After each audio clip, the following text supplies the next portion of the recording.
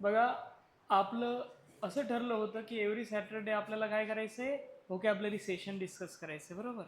त्याप्रमाणे आज आपण काय करणार आहोत, व्होकॅबलरी डिस्कस करणार आहोत.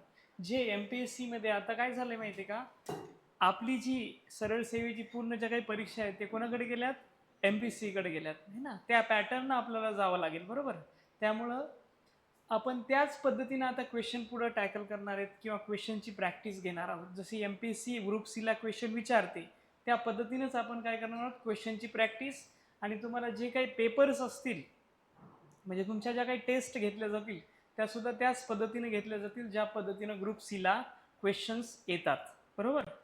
आणि एक सर्वात महत्त्वाची गोष्ट, आता तुम्ही काय करायचं आहे, जो आपला सेशन झाला, आपला सेक्शन झाला, पूर्ण टेन्सचा सेक्शन झाला. आता तुम्ही काय करायचं आहे, जेवढं तुमच्याकडे समजा बाळासाहेब शिंदेचं पुस्तक असेल किंवा पी वाय क्यू असतील, कोणतेही प्रश्न असतील इंग्लिशचे टेन्सवरचे, ते सोडवायला काय करायचे, सुरुवात करायची. आणि त्याच्यामध्ये जे काही तुम्हाला डाऊट्स येतात, ज्या काही क्वेश्चनमध्ये डाऊट आहे, ते जेवढे असतील क्वेश्चन ते मला सांगायचे. आपण त्याच्यावरती काय करू, म्हणजे कशा पद्धतीने ते क्वेश्चन्स टॅकल करायचे ते सांगू, ठीक आहे नाही. चला, आज आपलं ओकॅबलरी सेशन स्टार्ट करू. त्या अगोदर तुम्ही काल कोणता तरी काय क्वेश्चन होता ना, ते बुक नाही, ते क्वेश्चनच मला सांगा फक्त, एक मिनिट आहे का.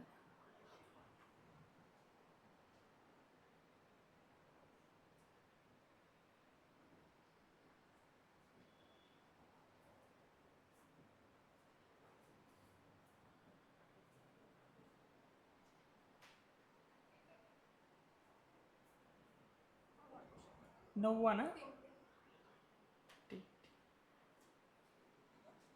बघा, एक यांचा एक डाऊट होता, ते अगोदर क्लिअर करू, नंतर आपण ओकॅबलरी सेशनला काय करू, स्टार्ट करू. एक मिनिट. बघा, क्वेश्चन काय आहे, मी क्वेश्चन लिहितोय, अगोदर तुम्ही बघा आन्सर जमतं का, नाही जमलं तर मग आपण त्याला डिस्कस करू की ते कशाला, कसा क्वेश्चन टॅकल करायचं.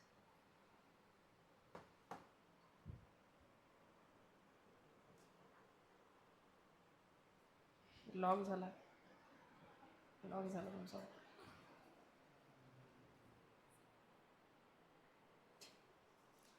बघा, क्वेश्चन होता आय, आणि the fill in the blank होतं बघा. That you have, that you have got a new car. आणि ऑप्शन बघा इथं दिलेत.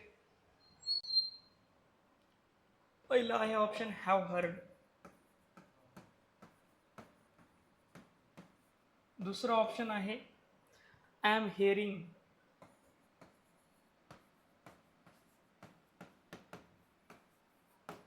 तिसरं जे ऑप्शन आहे वॉज हिअरिंग,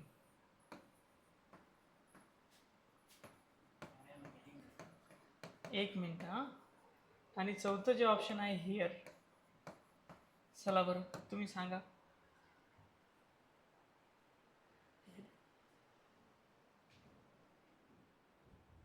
हां, चला सांगा काय येईल बरं आन्सर याचं, कोण सांगतं.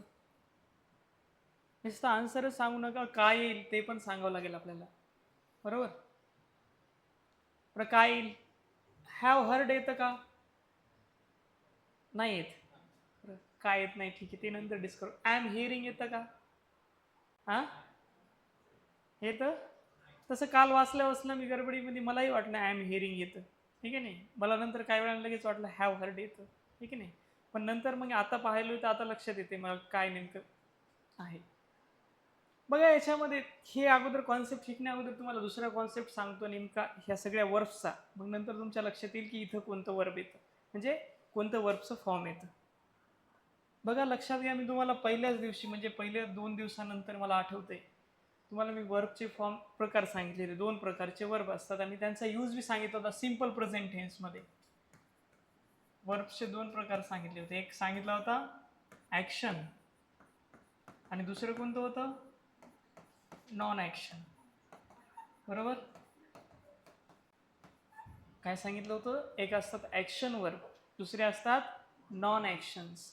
म्हणजे ॲक्शन वर्ब असतात, जसं आपण प्ले म्हणतो, ठीक आहे नाही, इट म्हणतो, वॉक म्हणतो, त्यांना काय म्हणतो आपण, ॲक्शन वर्ब. का, मी प्ले म्हणल्यावर त्याच्यात कशाची ॲक्शन आहे, खेळण्याची ॲक्शन आहे. मी जेव्हा इट म्हणतो तेव्हा त्याच्यात कशाची ॲक्शन आहे, तुम्हाला ॲक्शन दिसायला लागली, खाण्याची ॲक्शन आहे की नाही, ॲक्शन आहे, त्यात क्रिया दिसते, आपल्याला लक्षात येते. जेव्हा वॉक म्हणतो तेव्हा चालण्याची ॲक्शन आहे. बघा नॉन ॲक्शनमध्ये जेव्हा मी म्हणतो, मी जर जेव्हा म्हणलं समजा नो, KNOW, नो, नो मध्ये कोणती ॲक्शन आहे का, आहे का, नाही. मी जर म्हणलं दुसरा वर्ड दिला तुम्हाला स्मेल, ॲक्शन आहे का, नॅचरल प्रोसेस आहे स्मेल करणं.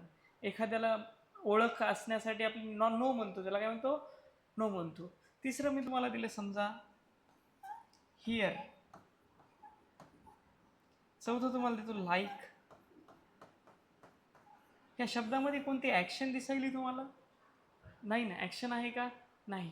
मग एक लक्षात घ्यायचं, जेव्हा नॉन ॲक्शन वर्ब येतात, कोणते येतात वर्ब, नॉन ॲक्शन येतात, ज्याच्यामध्ये ॲक्शन असते का, नाही.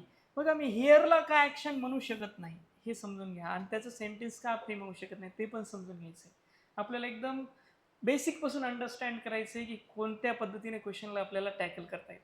बघा मी जर असं म्हणालो, आय ॲम नोईंग, तुमच्यासमोर दोन सेंटेन्स येतो, तुम्ही सांगायचं आय एम नोईंग यू असं म्हणतोय, किंवा दुसरं सेंटेन्स म्हणतोय मी I know you, I know you, ठीक आहे नाही. किंवा तिसरं सेंटेन्स असं म्हणतोय, आय हॅव नोन यू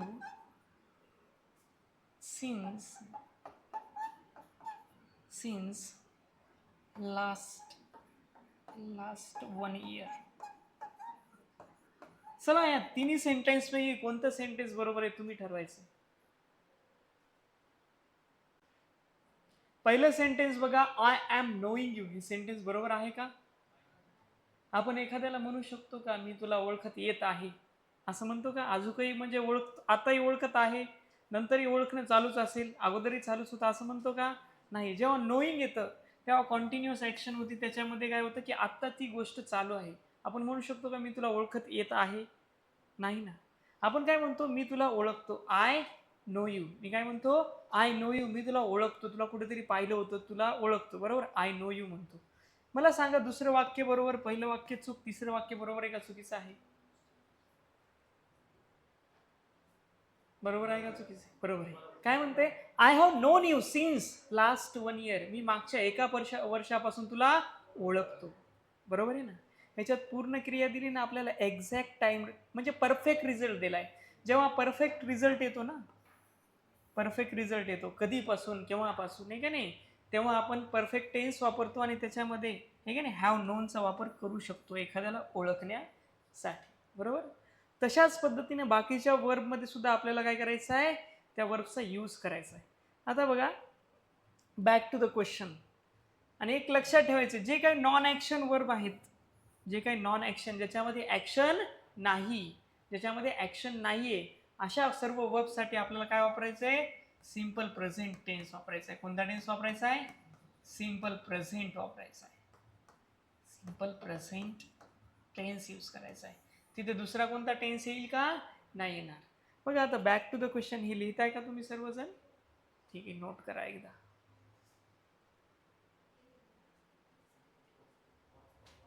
स्मेलचं सुद्धा बघा, आपण म्हणू शकत नाही की I am smelling. I am स्मेलिंगचा काय येतो माहिती आहे का, अर्थ होतो म्हणजे आता मला जे काही मी स्मेल करत आहे, म्हणजे अगोदर स्मेल येत नव्हता का, असं आहे का, येतच होता ना. आपण आता चालताना आपल्याला कंटिन्यू स्मेल येतच राहतो. किंवा आपण एखादी गोष्ट आवडण्याबद्दल बोलतोय, जर मी म्हणलं I am liking this thing, म्हणजे मला आता सध्या ही गोष्ट आवडते, म्हणजे नंतर आवडणार नाही असं थोडीच असतं. आपण म्हणतो आय लव्ह माय फॅमिली, मला माझा परिवार आवडतो, बरोबर. मग आपण जर असं म्हणलं I am loving my family, हे वाक्य बरोबर होईल का, नाही. का नाही होणार, कारण त्याचा अर्थ होतोय असा की मी आत्ता माझ्या परिवाराला, म्हणजे आत्ता माझा परिवार मला आवडतो, ठीक आहे नाही, किंवा मी आत्ता माझ्या परिवारावरती प्रेम करत आहे. म्हणजे अगोदर का करत नव्हतो का?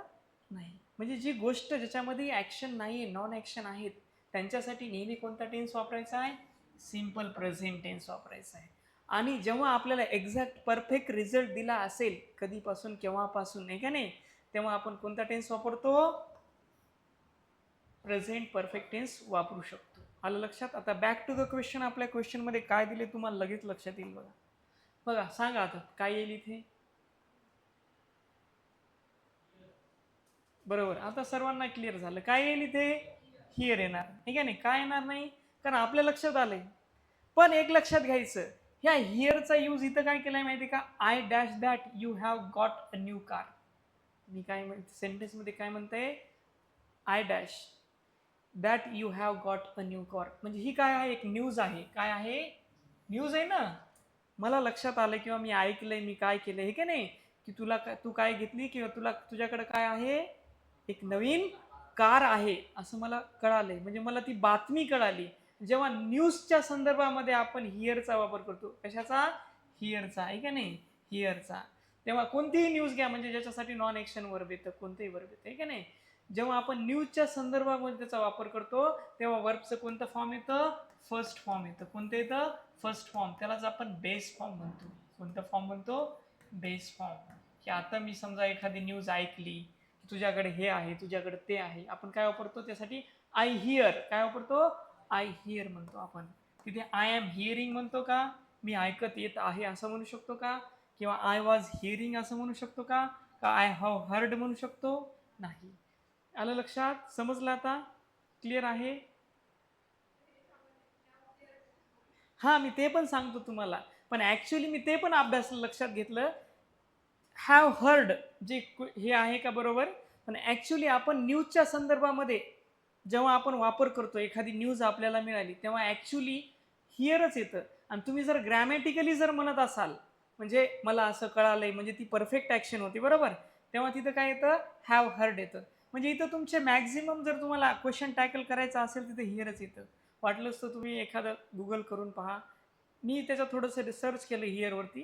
पण अगोदरच तुम्हाला 2 दिवसापूर्वी जेव्हा आपला पिरियड सुरू झाले होते क्लासेस, तुम्हाला मी सांगितले होते नॉन ॲक्शन वर्कचे युजेस, जे असतील त्यांना माहिती असेल, आहे की नाही?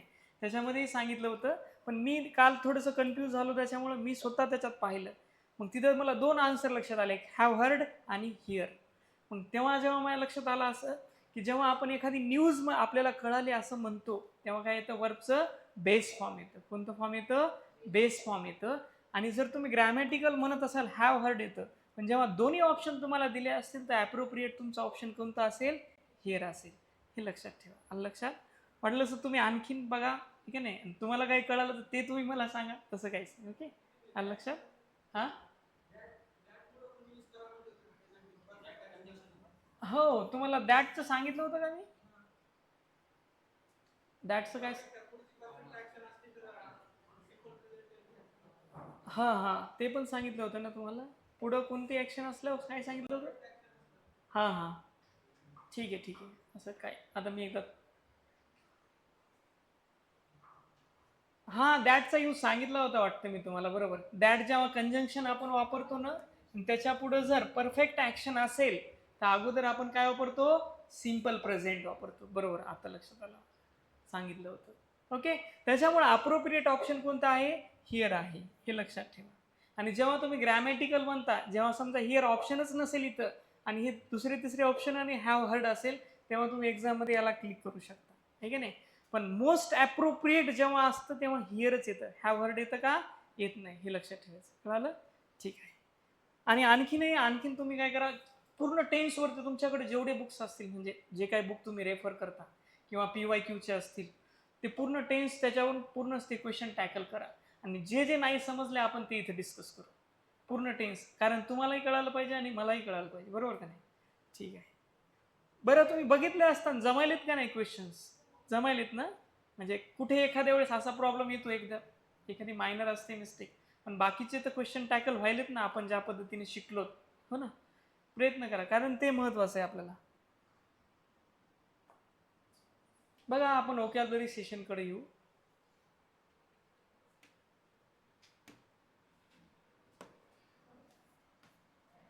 जेव्हा आपण मागच्या वेळेस सुद्धा गेल्या आठवड्यामध्ये आपण व्होकॅब्युलरी डिस्कस केली होती, त्याप्रमाणेच आजही काय करणार आहोत आपण, व्होकॅब्युलरी जे काही वर्ड्स असतील त्यांचे सिमिलर वर्ड आणि अपोजिट वर्ड काय करणार आहोत आपण डिस्कस करणार आहोत. चला मग पहिला वर्ड बघूया आज. एकच बघा, पहिला वर्ड आहे आपला एंजेंडर. एंजेंडर म्हणजे काय माहिती आहे का, एखाद्या गोष्टीला निर्माण करणे, ठीक आहे नाही, किंवा एखादं इनोव्हेशन करणे, एखादी गोष्ट तयार करणे, बरोबर, किंवा एखादी संकल्पना घडवून आणणे, एखादी गोष्ट घडवून आणणे म्हणजे काय करणे, एंजेंडर करणे. काय करणे, एंजेंडर करणे. तर आता तुम्हाला एंजेंडरचा तर मिनिंग कळाला, आपण आता एक्झाम्पलद्वारे समजून घेऊ. The government's new scheme help engender trust among young entrepreneurs. बघा सेंटेन्स काय म्हणते, द गव्हर्नमेंट्स न्यू स्कीम, जी गव्हर्नमेंटची नवीन जी स्कीम आहे ती काय करते, हेल्प करते, मदत करते. कशासाठी, एंजेंडर करण्यासाठी. कशासाठी, एंजेंडर करण्यासाठी. एंजेंडर म्हणजे काय, निर्माण करणे. काय निर्माण करायचंय त्यांना, त्या स्कीमला ट्रस्ट निर्माण करायचंय. कोणाभोवती, अमॉंग यंग एंटरप्रिनर्स, म्हणजे जे यंग उद्योजक आहेत, तरुण उद्योजक आहेत, त्यांच्यामध्ये एक विश्वास निर्माण करते जी काही नवीन स्कीम आहे गव्हर्नमेंटची, असं म्हणते. निर्माण करते म्हणजे काय करते, एंजेंडर करते. आलं लक्षात तुम्हाला. हे आपण आता मिनिंग समजून घेतला. आता हे नोट करताय ना तुम्ही, पुढचा भाग आपण आता लगेच लक्षात घेऊ. बघा एंजेंडरचा आता पहिला सिनॉनिम पाहू. पहिला सिनॉनिम आहे एंजेंडरचा, जनरेट. जनरेट म्हणजे काय, एखादी गोष्ट निर्माण करणे. एखादी गोष्ट काय करणे, जनरेट करणे म्हणजे एखादी गोष्ट निर्माण करणे. बघा, the campaign aims to generate public enthusiasm. इथं काय म्हणते, द कॅम्पेन एम्स, कॅम्पेनचं काय आहे उद्दिष्ट, काय आहे उद्दिष्ट, टू जनरेट, काय करायचं त्याला, जनरेट करायचं आहे, पब्लिक इंथुझियाझम म्हणजे लोकांमध्ये एक विश्वास किंवा एक उत्साह काय करायचा आहे, निर्माण करायचा आहे. हा त्या कॅम्पेनचा उद्दिष्ट आहे. आलं लक्षात तुम्हाला. जनरेटचं काय येतं, मिनिंग निर्माण करणे. त्याच्यानंतर बघा दुसरा सिनोनिम आहे आपला इन्स्टिगेट. इन्स्टिगेटचा अर्थ होतो बघा काय होतो, आधी एक्झाम्पल बघू. ही इज इन्स्पायरिंग स्पीच, त्याचं जे इन्स्पायरिंग स्पीच आहे ना ते काय करतं, इन्स्टिगेटेड. इन्स्टिगेटेड म्हणजे काय करतं, जागरूक करतं. काय करतं, जागरूक करतं. कसं करतं जागरूक, पॉझिटिव्ह कम्युनिटी ऍक्शन, लोकांना पॉझिटिव्ह निर्णय घ्यायला काय करतं, जागरूक करतं. कोणाचं स्पीच, त्याचं स्पीच. आपण असं म्हणतो ना, तो खूप चांगला बोलतो, त्याच्या बोलण्यातून लोक काय करतात, परस्युएड होतात आणि चांगले डिसिजन घेतात. म्हणजे ते काय करतात, इन्स्टिगेट होतात. ते काय होतात, इन्स्टिगेट होतात. आलं लक्षात तुम्हाला. हा त्याचा दुसरा सिनोनिम झाला. आता तिसरा सिनोनिम पाहू आपण, प्रोड्यूस. प्रोड्यूस म्हणजे काय, उत्पन्न करणे. ठीक आहे ना, आपण काय म्हणतो, प्रोड्यूस करणे म्हणजे काय, उत्पन्न करणे. बघा, हाय स्टँडर्ड्स, जे हाय स्टँडर्ड्स असतात एज्युकेशनमध्ये, जसं की क्वालिटी एज्युकेशन असेल, डिजिटल लर्निंग असेल, अफोर्डेबल एज्युकेशन असेल, जे हाय स्टँडर्ड्स असतात ना ते काय प्रोड्यूस करतात, एक्सलंट अकॅडमिक आउटकम्स. म्हणजे जे काय अकॅडमिक्समध्ये, ठीक आहे नाही, जे काही परिणाम आहेत ते कसे घडून येतात, एक्सलंट घडून येतात. कसे घडून येतात, एक्सलंट घडून येतात. आलं लक्षात तुम्हाला. प्रोड्यूसचा मिनिंग काय करतात, ते निर्माण करतात किंवा उत्पन्न करतात. आलं लक्षात. त्याच्यानंतर चौथा आपला वर्ड आहे फॉस्टर. फॉस्टर बघा, collaborative work fosters innovative ideas. जर सर्वांनी मिळून काम केलं, बरोबर, सर्वांनी मिळून काम केलं तर काय होईल, ज्या काही नवीन नवीन आयडियाज होतील ना त्या इनोव्हेट होतील, फॉस्टर होतील, काय होतील, तयार होतील. फॉस्टर म्हणजे काय, तयार होणे. आलं लक्षात तुम्हाला. हे जे चार आपण सिनॉनिम्स बघितले ते एक्झाम मध्ये आलेले आहेत एंजेंडरचे. त्याच्यानंतर त्याचे अँटॉनिम्स बघू. एंजेंडर मी तुम्हाला सांगितलं, एखादी गोष्ट निर्माण करणे किंवा तयार करणे, हे का नाही, किंवा एखाद्या गोष्टीला जन्म देणे किंवा एखादी गोष्ट घडून आणणे. त्याच्या विरोधात काय येतं, एखाद्या गोष्टीवरती दडपण आणणे, ती मिटवणे, ती दाबून टाकणे. आलं लक्षात. त्यालाच आपण काय म्हणतो, सप्रेस करणे. काय म्हणतो, सप्रेस करणे. एक्झाम्पलद्वारे समजून घेऊ बघा. Strict curfew laws suppressed civil unrest.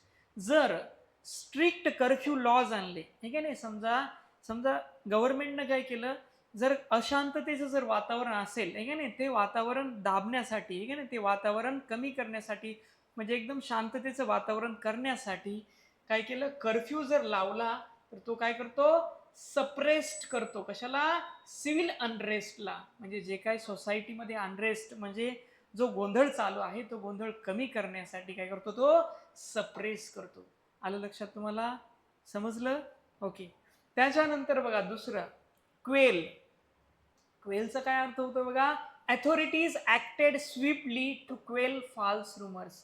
Authorities acted म्हणजे जे काही शासन पद्धती आहे ती काय करते? Acted swiftly. स्विफ्टली म्हणजे कसं? कोणालाही हार्म न पोहोचवता, कोणालाही त्रास न देता, असं बोलून वगैरे. क्वेल म्हणजे काय करणे? नमवणे. नमवणे. एखादी गोष्ट काय करणे? शांततेमध्ये ते इशू, आपण म्हणतो ना एखादी गोष्ट भांडणं करण्यापेक्षा निगोशिएट करून ते इश्यू सॉल्व्ह केला पाहिजे, किंवा जी काही परिस्थिती बिघडली किंवा जी काही चिघळली आहे का नाही, ती परिस्थिती नमवली पाहिजे किंवा शांत केली पाहिजे. त्याला आपण काय म्हणतो? क्वेल म्हणतो. आलं लक्षात? त्याच्यानंतर तिसरा वर्ड आहे डिस्ट्रॉय. तिसरा वर्ड काय आहे? Destroy. Dishonesty can completely destroy trust. Dishonesty completely destroy trust. जी डिसऑनेस्टी असते आहे का नाही, जिथे प्रामाणिकपणा नसतो, ते डिसऑनेस्टी काय करते? कम्प्लिटली काय करू शकते? ट्रस्टला डिस्ट्रॉय करू शकते. जिथे प्रामाणिकपणा नाही तिथे विश्वास असू शकतो का? नाही. तिथे विश्वास उद्ध्वस्त होतो. काय होतो? उद्ध्वस्त होतो, डिस्ट्रॉय होतो. आलं लक्षात? कळालं? त्याच्यानंतर येतो एक्सटिंग्विश. एक्सटिंग्विश आणि डिस्ट्रॉय मध्ये काय फरक आहे? जेव्हा आपण डिस्ट्रॉय म्हणतो तेव्हा एखादी परिस्थिती उद्ध्वस्त होणे किंवा एखादी गोष्ट उद्ध्वस्त होणे, आपण त्याला डिस्ट्रॉय म्हणतो. आणि एक्सटिंग्विश म्हणजे कशी? ती मुळातूनच नष्ट होणे. मुळातूनच काय होणे? नष्ट होणे. आपण त्याला काय म्हणतो? एक्सटिंग्विश म्हणतो. बघा, failure extinguish all remaining hope. समजा एखाद्याला अपयश येत राहिलं कंटिन्युअसली, त्याची जी काय आशा आहे लढण्याची ती काय होते? नष्ट होते. काय होते? एक्सटिंग्विश होते. काय होते? त्याची होप एक्सटिंग्विश होते म्हणजे नष्ट होते. आलं लक्षात तुम्हाला? जो पहिला वर्ड होता आपला एनजेंडर, त्याचे हे 4 सिनॉनिम आहेत आणि हे 4 अँटोनिम्स आहेत. कळाले तुम्हाला? समजले? नोटही करताय ना? नोट करत चला. चलो पुढचा वर्ड. आपला पुढचा वर्ड आहे रिप्रूव्ह. रिप्रूव्ह म्हणजे काय करणे माहिती का? कान उघाडणी करणे किंवा त्याला आपण ठपका ठेवणे किंवा शिस्त लावणे. म्हणजे आपण काय म्हणू शकतो? एखाद्याला रागवणे, हे का नाही, एखाद्याला खडसावणे म्हणजे काय करणे? रिप्रूव्ह करणे. एखाद्याला फाईन लावणे, एखाद्याला पेनल्टी देणे, हे का नाही, त्याला काय म्हणतो आपण? रिप्रूव्ह म्हणतो. आलं लक्षात? बघा आपण एक एक्झाम्पल पाहू. The strict teacher. The strict teacher gently. हे काय म्हणायला आहे? Strict teacher. जो स्ट्रिक्ट टीचर असतो तो जेंटली काय करतो? रिप्रूव्ड करतो. रिप्रूव्ड करतो म्हणजे काय करतो? रिप्रूव्ड करतो म्हणजे जे काही स्टुडंट असतो आहे का नाही, त्याला अशा पद्धतीने रागवतो. जेंटली म्हणजे सौम्य शिक्षा देतो. काय करतो? सौम्य शिक्षा देतो. कशासाठी? The student for submitting his project late. त्यानं त्याचा प्रोजेक्ट काय केला? लेट सबमिट केला, म्हणून स्ट्रिक्ट टीचरनं काय केलं? त्याला एक सौम्य शिक्षा दिली. तू काय करणार? तू उद्या जास्त होमवर्क करू नये. ही काय झाली? त्याची सौम्य शिक्षा झाली. आलं लक्षात? रिप्रूव्डचा मिनिंग कळाला तुम्हाला? एखाद्याला खडसावणे किंवा एखाद्याला शिक्षा देणे, आपण काय म्हणतो? त्याला रिप्रूव्ड म्हणतो. आलं लक्षात? चला आता पुढचा भाग बघा. आपण याचे सिनॉनिम आणि अँटोनिम पाहू. पहिला आहे रिप्रूव्डचा सिनॉनिम ॲडमोनिश. कोणता आहे? ॲडमोनिश. ॲडमोनिशचा मिनिंग आपण एक्झाम्पलद्वारे समजून घेऊ. The officer ॲडमोनिश्ड. ऑफिसरनं काय केलं? ॲडमोनिश्ड केलं. कोणाला शिक्षा दिली बघा? The driver for speeding. जो ड्रायव्हर होता काय करू लागला? आपली कार आहे ना फास्ट चालू लागला, ठीक आहे ना. जो ट्रॅफिक ऑफिसर काय असतो, काय करतो? एखादा जर गाडी फास्ट चालू लागला किंवा एखाद्याकडे लायसन नसेल, त्याला काय करतो? ॲडमोनिश करतो. म्हणजे काय करतो? त्याला फाईन लावतो, त्याला चार्ज लावतो, त्याला शिक्षा देतो एक प्रकारची. त्याला आपण काय म्हणतो? ॲडमोनिश करणे. आलं लक्षात? दुसरा वर्ड आहे आपला रिब्यूक. रिब्यूक म्हणजे काय करणे बघा? शी रिब्यूक हर असिस्टंट. तिने काय केलं? तिच्या असिस्टंटला रिब्यूक केलं म्हणजे खडसावलं. कशाबद्दल? For careless mistakes. जे निष्काळजीपणाने तिने चुका केल्या त्याच्यामुळं तिनं काय केलं? तिच्या असिस्टंटला खडसावलं. काय केलं? रिब्यूक केलं. काय केलं? रिब्यूक केलं. आलं लक्षात? त्याच्यानंतर तिसरा वर्ड आहे सेन्श्युअर. काय आहे? सेन्श्युअर. हे सेन्श्युअर काय असतं माहिती का? फॉर्मली म्हणजे औपचारिकपणे कोणाला काहीतरी शिक्षा देणे. औपचारिकपणे, हे का नाही. औपचारिकपणे शिक्षा कसे देतात, असं डायरेक्टली रागवतात का, नाही, त्याला असं लेटर देतात किंवा एखादा मेमो देतात, हे का नाही. धर हे मेमो शेरामध्ये असं लिहितात, हा बरोबर वागत नाही, हे काय झालं, सेन्श्युअर झालं, त्याला एका प्रकारचं सस्पेन्शन देणे, आहे का नाही. त्याला आपण काय म्हणतो, सेन्श्युअर म्हणतो. जसं की एक्झाम्पल आहे बघा, the board censured the member for rule violation. जो बोर्ड असतो, जी कमिटी असते, त्यातला जो चेअरमन असतो, तो काय करतो, जे मेंबर्स असतात त्यांना काय करतो, एक पिनलाइज करतो, त्यांचे जे काही रूल व्हायलेट केल्यामुळं. त्यांनी जर रूल व्हायलेट केले मेंबर्सनी, तर त्यांना काय करतो, एक प्रकारची पेनल्टी देतो, त्याला आपण काय म्हणतो, सेन्श्युअर. पण हे कशा पद्धतीनं असतं, हे फॉर्मल ठिकाणी असतं. इनफॉर्मल नाही सेन्श्युअर देतात का, नाही. एका फॉर्मल वेनं त्याला लेटर देणं किंवा त्याला शेरा देणं, आलं लक्षात, त्याला मेमो देणं आपण असं म्हणतो, आलं लक्षात, त्याला सेन्श्युअर म्हणतो. चौथा वर्ड आहे चाइल्ड. काय आहे, चाइल्ड म्हणजे शिक्षा देणे. बघा एक्झाम्पल द्वारे समजून घेऊ. The mother chided her child for spilling milk. काय केलं, आईने काय केले, त्याच्या मुलाला शिक्षा दिली. त्यानं काय केलं, दूध सांडलं म्हणून काय केलं, त्याला शिक्षा दिली. म्हणजे काय केलं, चाइल्ड केलं, चाइल्डेड. काय केलं, चाइल्ड केलं म्हणजे शिक्षा दिली. आलं लक्षात तुम्हाला. हे 4 सिनोनिम आहेत, ऍडमोनिश, रिब्यूक, सेन्श्युअर आणि चाइल्ड. आता आपण इकडे पाहू, अँटोनिम्स पाहू. बघा मी तुम्हाला सांगितलं, रिप्रूव्ह म्हणजे काय करणे, एखाद्याला शिक्षा देणे, खडसावणे, रागावणे. त्याच्या विरोधात काय असू शकतं, एखाद्याची स्तुती करणे, एखाद्याची प्रशंसा करणे, एखाद्याचा रिस्पेक्ट करणे, त्याला आपण काय म्हणतो, प्रेज करणे. काय म्हणतो, प्रेज करणे. बघा एक्झाम्पल, द जज praise the candidate for merit.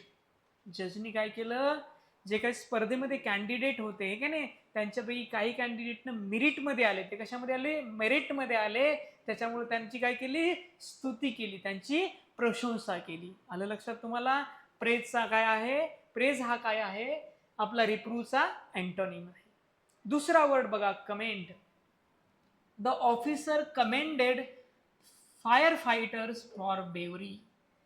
काय केलं, ऑफिसरनं कमेंट केलं, कोणाला केलं, फायर फायटर्सला. कशासाठी, त्यांच्या शौर्याबद्दल. त्यांनी जे काही जाळ कुठे लागला असेल, कुठे आग लागली असेल, तिथे लोकांना वाचवण्यामध्ये जे काही त्यांनी शौर्य दाखवलं, त्याच्यासाठी ऑफिसरनं काय केलं, फायर फायटर्सला कमेंट केलं, म्हणजे त्यांना एक प्रकारचा बहुमान दिला, त्यांना काय दिला, त्यांची स्तुती केली, त्यांची प्रशंसा केली. आलं लक्षात. त्याच्यानंतर तिसरा वर्ड आहे आपला ॲप्लॉड. ॲप्लॉड म्हणजे कसं, जसं की audiences applauded the soloist skill. Soloist म्हणजे काय असतं, जो एकटा व्यक्ती असतो, जो एक पर्सन असतो, तो काय करतो, एखाद्या टॉपिकवरती एकटाच काय करतो, बोलतो, आहे का नाही, सर्वांसमोर, ऑडियन्स समोर, आहे का नाही, त्याला आपण म्हणतो सोलो देणे म्हणतो. मग त्यानं काय केलं, चांगल्या प्रकारे सोलोची, त्यांच्याकडे काय सोलो देण्याची स्किल आहे. मग त्याच्यामुळे ऑडियन्सनं काय केलं, ॲप्लॉडेड केलं, म्हणजे मध्येच काय केली, टाळ्या वाजून काय केली, त्याची स्तुती केली. आपण म्हणतो ना, हॅव अ ग्रेट किंवा have a great round of applause, असं म्हणतो ना काही, बरोबर का नाही, की सर्वांनी काय करा, एका त्याच्यासाठी काय करा, टाळ्या वाजवा, बरोबर का नाही. चौथा वर्ड आहे आपला कॉम्प्लिमेंट. बघा आपण जेव्हा फ्रेंड सर्कलमध्ये बसलेलो असतो, आपल्याला काहीतरी, आपण एखादी गोष्ट चांगली केली, एखादी ऍक्टिव्हिटी, आपल्याला कॉम्प्लिमेंट मिळते, हे का नाही, आपल्या फ्रेंड्स कडून प्रशंसा असते, हे का नाही, त्याला आपण काय म्हणतो, कॉम्प्लिमेंट म्हणतो. त्याला काय म्हणतो, कॉम्प्लिमेंट म्हणतो. आलं लक्षात तुम्हाला. हे झाले 4 अँटोनिम्स, हे झाले 4 सिनॉनिम्स. कळाले, ठीक आहे. पुढचा भाग बघा, वेनरेट. वेनरेट म्हणजे काय करणे माहितीये का, एखाद्याला आदर देणे, एखाद्याचा रिस्पेक्ट करणे, त्याला आपण काय म्हणतो, वेनरेट म्हणतो. किंवा एखाद्याला पूज्य मानणे, ठीक आहे ना. बघा, आदर करणे, सन्मान करणे किंवा पूज्य मानणे म्हणजेच वेनरेट. आलं लक्षात, कळालं. बघा आता कॉन्टेक्स्च्युअल एक्झाम्पल द्वारे आपण त्याला समजून घेऊ. इन इंडियन कल्चर, जी काय भारतीय संस्कृती आहे, त्याच्यामध्ये काय असतं, citizens venerate freedom fighters and social reformers. आपल्या भारतीय संस्कृतीमध्ये आपण काय करतो, जे काही आपले स्वातंत्र्य सैनिक आहेत किंवा जे समाज सुधारक आहेत, त्यांची काय करतो, आपण रिस्पेक्ट करतो, त्यांना पूज्य मानतो. जसं की आपण त्यांच्या जे काही बर्थ ॲनिव्हर्सरी असेल किंवा डेथ ॲनिव्हर्सरी असेल, आपण काय करतो, सेलिब्रेट करतो. त्यांची जयंती, पुण्यतिथी असेल, आपण काय करतो, ती सेलिब्रेट करतो मोठ्या उत्साहामध्ये, आणि त्यांना काय करतो, एक वर्शिप प्रकारे त्यांची पूजा करतो, आराधना करतो, आहे का नाही. आलं लक्षात. हा आहे वेनरेटचा मिनिंग. कळाला तुम्हाला. एखाद्याला काय करणे, रिस्पेक्ट देणे, पूज्य मानणे, त्याला काय म्हणतो आपण, वेनरेट म्हणतो. चला पुढचे याचे आपण सिनॉनिम्स पाहू.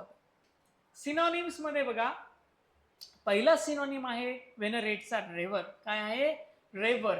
रेवर म्हणजे काय करणे, scholars deeply revere the ancient philosopher. स्कॉलर्सचा मिनिंग अगोदर समजून घ्या. स्कॉलर्स म्हणजे कसे, जे एखाद्या विषयामध्ये खूप पारंगत असतात, ठीक आहे नाही, त्यांना एखाद्या विषयाचं खूप नॉलेज असतं, त्याला आपण काय म्हणतो, स्कॉलर्स म्हणतो. असे जे तज्ज्ञ लोक आहेत ते काय करतात, डीपली रेवर एन्शियंट फिलॉसॉफर्स. जे काही प्राचीन तत्वज्ञानी लोक होते त्यांचं काय करतात, ते रिस्पेक्ट करतात. बघा जे काही ज्ञानी लोक असत होते ना, जसं की गांधीजी असतील, मोठमोठे अगोदर जे काही ज्ञानी लोक होते ते काय करतात, जे अगोदरचे तत्वज्ञानी लोक आहेत ना त्यांना काय करतात, रिस्पेक्ट करतात, त्यांना पूज्य मानतात. जसं गांधीजी अहिंसाचे फॉलोअर होते, हे का नाही, ते कशामुळे होते अहिंसाचे फॉलोअर, त्यांनी गौतम बुद्धाला अभ्यासलं होतं अगोदर, बरोबर. गौतम बुद्ध अहिंसेला फॉलो करत होते म्हणून त्यांनी सुद्धा काय केलं, अहिंसेला फॉलो केलं. त्यांची फिलॉसॉफी नंतर तयार झाली, आलं लक्षात. त्याच्यानंतर ऑनर. ऑनर म्हणजे काय करणे, एखाद्याला रिस्पेक्ट देणे, ठीक आहे नाही. आपण काय करतो, we must honour our brave martyrs and soldiers. आपले जे सोल्जर्स असतात किंवा जे आपल्यासाठी जे शहीद झालेले आपले सैनिक असतात त्यांना काय करतो आपण, ऑनर प्रदान करतो. काय करतो, ऑनर प्रदान करतो, एक रिस्पेक्ट देतो, हे का नाही. त्याच्यानंतर तिसरा वर्ड येतो वर्शिप.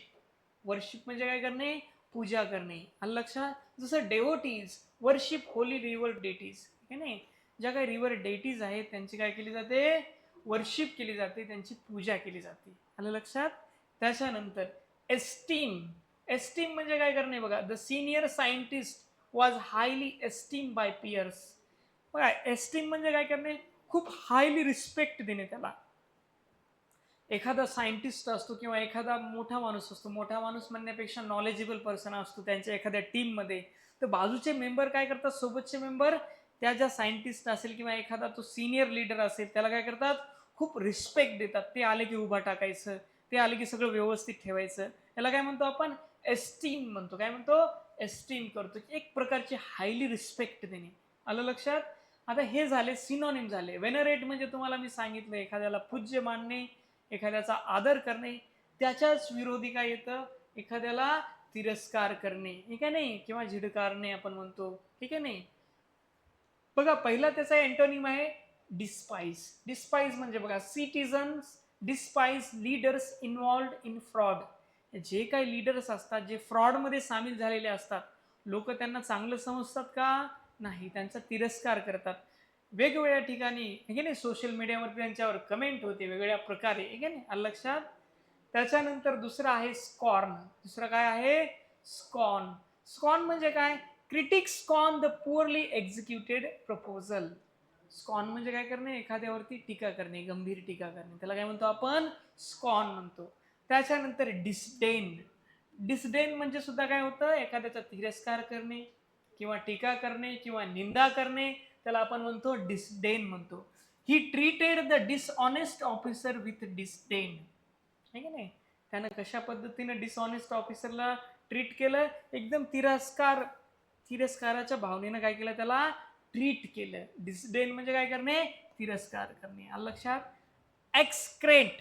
एक्सक्रेट म्हणजे काय, the public execrated the traitor for his act. Public काय करते माहितीये का, एक्सक्रेट करते कोणाला, जो ट्रेटर असतो, आहे का नाही, जो ट्रेटर असतो, जो काय करतो, जो खराब सोसायटीमध्ये वेगळ्या प्रकारचे, आहे का नाही, अशा प्रकारच्या गोष्टी करतो की जे मनुष्य हानीला काय असतील, लाजीरवाने असतील, किंवा एखाद्या गोष्टी करप्शन असेल, सगळ्या पद्धतीने जे काय करतो, का नाही, पब्लिक त्याला काय करते, एक्सक्रेट करते, म्हणजे त्याला काय करते, त्याची निंदा करते, त्याच्यात त्याला तिरस्कार करते, आलं लक्षात. त्याला रिस्पेक्ट देते का, नाही देत. हे सगळे जे अँटोनिम्स आहेत ते आपले कशाचे आहेत, वेनरेटचे. कशाचे आहेत, वेनरेटचे. त्याच्यानंतर पुढचा भाग बघा, डेप्रिव्हिटी. डेप्रिव्हिटी म्हणजे काय करणे माहिती का, भ्रष्टता किंवा नैतिक अधोगती आपण त्याला म्हणतो, किंवा दुष्टता म्हणतो, त्याला आपण काय म्हणतो, डेप्रिव्हिटी. आता डेप्रिव्हिटीला आपण समजून घेऊ बघा, मॉरल करप्शन म्हणजे जे काही नैतिक जे करप्शन, भ्रष्टाचार होतो, त्याला आपण म्हणतो डेप्रिव्हिटी म्हणतो. विकेडनेस म्हणतो किंवा परवर्जन म्हणतो इन कॅरेक्टर अँड बिहेवियर, ठीक आहे नाही, त्याला काय म्हणतो आपण, डेप्रिव्हिटी म्हणतो. बघा लक्षात घ्या, आता आपण एका एक्झाम्पलद्वारे समजून घेऊ. द इन्व्हेस्टिगेटिव्ह रिपोर्ट, जो इन्व्हेस्टिगेटिव्ह रिपोर्ट असतो, एखाद्या घटनेची किंवा एखाद्या इन्सिडेंटची जी इन्व्हेस्टिगेशन केली जाते, त्याचा जो रिपोर्ट तयार होतो त्याला म्हणतो आपण investigative report. Investigative report expose, expose म्हणजे काय करणे, उघड करणे. एक्सपोज करणे म्हणजे काय करणे, उघड करणे. काय उघड करतो? The extreme corruption. Extreme corruption म्हणजे कसं, फार मोठ्या प्रमाणामध्ये काय झाले तिथे, करप्शन झाले अँड डेप्रिव्हिटी झाली. म्हणजे तिथे कशी झाली, नैतिक अधोगती झाली किंवा दुष्टता झाली किंवा भ्रष्टता झाली विदिन द सिंडिकेट. म्हणजे जे काही कंपन्या असतात हे का नाही, त्यांचं पूर्ण जे काही एक प्रकारचा संघ असतो त्याला आपण काय म्हणतो, सिंडिकेट म्हणतो. आलं लक्षात? ठीक आहे, आपण याचे काय पाहू आता, सिनोनिम आणि अँटोनिम पाहू. पहिला सिनोनिम आहे असा करप्शन. डेप्रिव्हिटीचा पहिला सिनोनिम काय आहे, करप्शन करणे म्हणजे भ्रष्टाचार करणे म्हणजे डेप्रिव्हिटी. आलं लक्षात? बघा, financial corruption damages public trust. जर आर्थिक करप्शन झालं, नैतिक करप्शन पेक्षा जर आर्थिक करप्शन जास्त जर झालंय का नाही, पैशाची जी काय लूटमार जर जास्त झाली गव्हर्नमेंट स्कीम मध्ये असो कुठेही असो आहे का नाही, तेव्हा काय होतं, पब्लिकचा ट्रस्ट काय होतो, डॅमेज होतो. पब्लिकचा ट्रस्ट कसा होतो, डॅमेज होतो. पब्लिकचा ट्रस्ट राहतो का, नाही राहत. त्याच्यानंतर विकेडनेस. विकेडनेस म्हणजे बघा, the novel portrays the terrible wickedness of war. जी दुष्टता झाली आहे वारमध्ये किंवा युद्धामध्ये हे का नाही, त्या नॉवेलमध्ये त्यांनी काय केलंय, असं शो केलंय, असं पोर्ट्रेट केलंय, असं दाखवलंय हे का नाही, की जी दुष्टता झाली वॉरमध्ये, विकेडनेस. आलं लक्षात तुम्हाला? त्याच्यानंतर तिसरा आहे सिनोनिम इमॉरॅलिटी. इमॉरॅलिटी, जो मॉरल पर्सन असतो आपण त्याला काय म्हणतो, एखादा मॉरल असतो, नैतिक पर्सन असतो, चांगलं वागतो हे काय नाही, नैतिकतेने राहतो, जो व्हॅल्यूची रिस्पेक्ट करतो त्याला आपण म्हणतो मॉरल पर्सन. आणि जो व्हॅल्यूची रिस्पेक्टच करत नाही त्याला आपण काय म्हणतो, इमॉरल पर्सन. त्याला काय म्हणतो आपण, इमॉरल पर्सन.